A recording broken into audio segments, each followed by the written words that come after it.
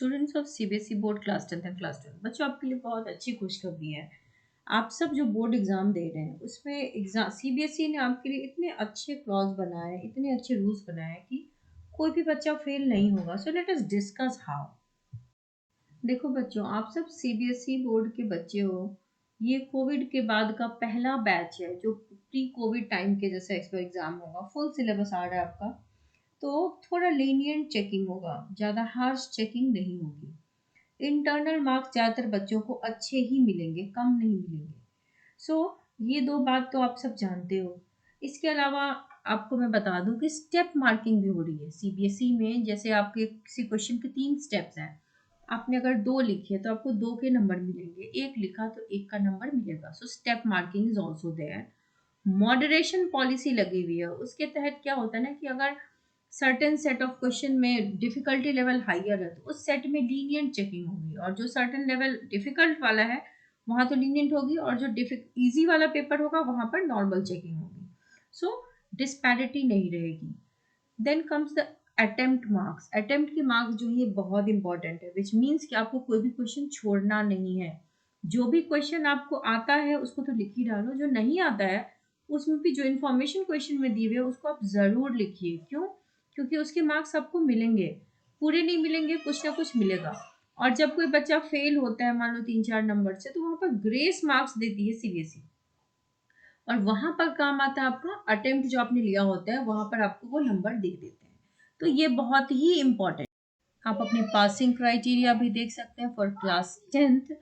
क्या है कि थ्योरी और प्रैक्टिकल में मिला करके आपको 33% लाना है, यानी कि 100 में 33। अगर प्रैक्टिकल आपका 20 नंबर का है तो ज़्यादातर बच्चे तो 20 ले आएंगे, लेकिन अगर कुछ बच्चे 18-19 भी लाते हैं तो थ्योरी 80 मार्क्स की है, उसमें आप 13 to 15 या 16 लेके आ जाएंगे तो आप डेफिनेटली पास हो जाएंगे। और बच्चों, इस बार क्वेश्चन में इतने ऑप्शंस होंगे ना, बहुत सारे ऑप्शंस होंगे, तो कोई भी बच्चा फेल तो नहीं होगा for sure. Competency based questions हैं, एमसीक्यूज हैं, आप एग्जाम्पलर से पढ़ो, एनसीईआरटी से पढ़ो, आपका पास होना तय है।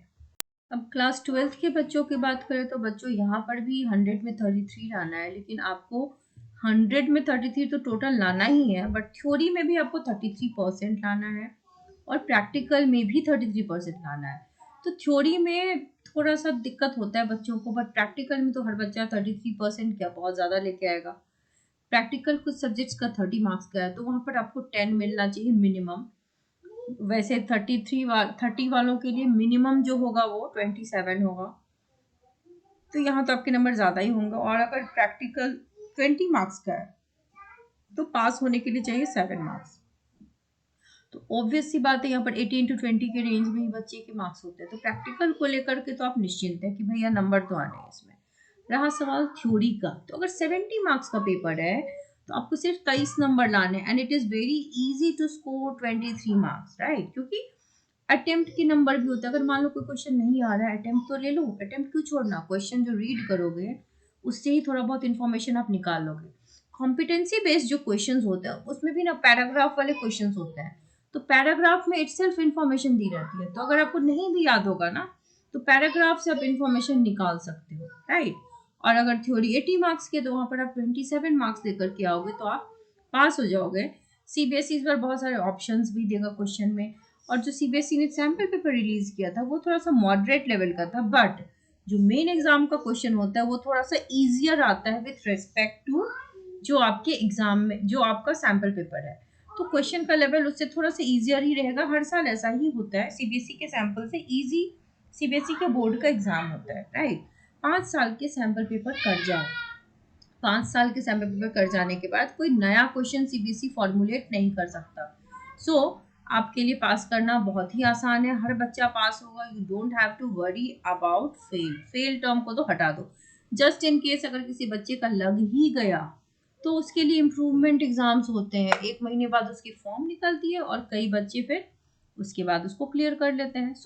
Don't have to bother. आप इन चीज़ों की बिल्कुल फिक्र ना करें कि मम्मी पापा क्या कह रहे हैं, टीचर क्या कह रहे हैं, दोस्त क्या कह रहे हैं। आप किसी के इमेज की परवाह ना कीजिए, आप सिर्फ अपनी पढ़ाई पे फोकस कीजिए।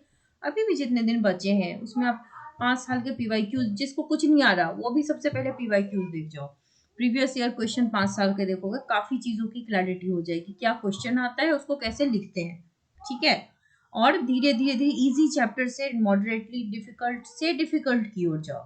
ठीक है। अगर एग्जामिनेशन सेंटर में आपको लगता है कि आप ब्लैंक हो रहे हैं, आपको कुछ नहीं आ रहा है, सो पेशेंटली आप 2 से 3 बार क्वेश्चन पेपर को रीड करो।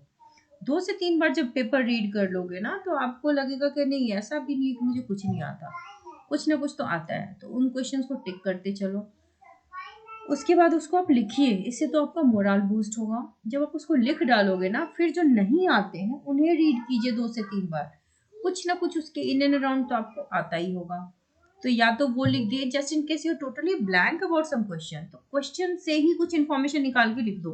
क्वेश्चन में कुछ तो इन्फॉर्मेशन गिवन होगा ना, गिवन लिख दो, तो आपको आधा नंबर वहां भी मिलेगा, क्योंकि अटेम्प्ट के नंबर। और कोई बच्चा 3-4 नंबर से फेल होता है ना, तो वहां पर अटेम्प्ट लिए हुए अगर बच्चे ने कुछ इतना कुछ लिखा है, तो वहां पर आपको ग्रेस मार्क्स मिल जाता है। तो कभी भी कोई क्वेश्चन छोड़ना नहीं है।